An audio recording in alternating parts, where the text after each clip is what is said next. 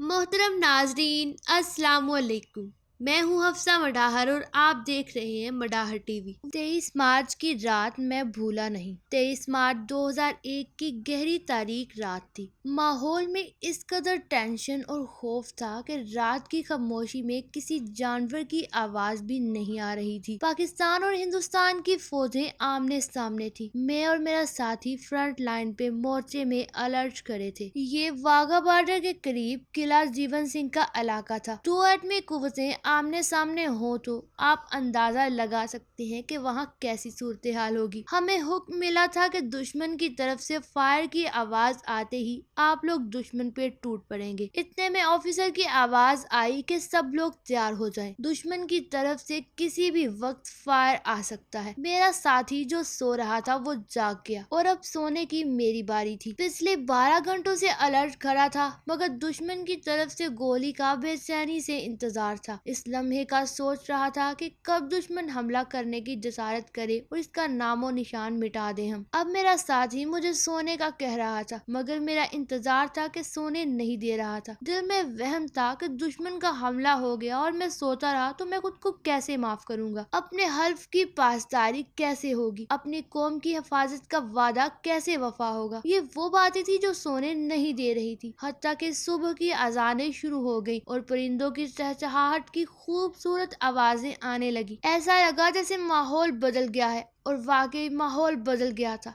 एक ऊंची आवाज कानों में पड़ी कि सब लोग मोर्चों से वापस आ जाएं, दुश्मन जंग से भाग गया है। ये बात जैसे मेरे लिए किसी बुरी खबर से कम ना थी क्योंकि मैं सारी रात जागकर गुजार दी कि कब दुश्मन से सामना हो। हमारे इस जज्बे का मुकाबला हिंदू फौज नहीं कर सकती थी और ना ही अब कर सकती है। इस धरती की हिफाजत का जो हल्फ लिया इस पे इंशाल्लाह आखिरी सांस तक अमल पैरा होंगे और दुश्मन के अपने पाक वतन की तरफ उठे हर नापाक हाथ को काट देंगे इंशाल्लाह। 23 मार्च मुझे ये बात याद दिलाता है कि जिस तरह 2001 में दुश्मन के सामने सीना तान के खड़ा था, अब भी कभी मौका मिला तो दुश्मन को यह सीना तना हुआ मिलेगा। पाक फौज जिंदाबाद, पाकिस्तान पाइंदाबाद।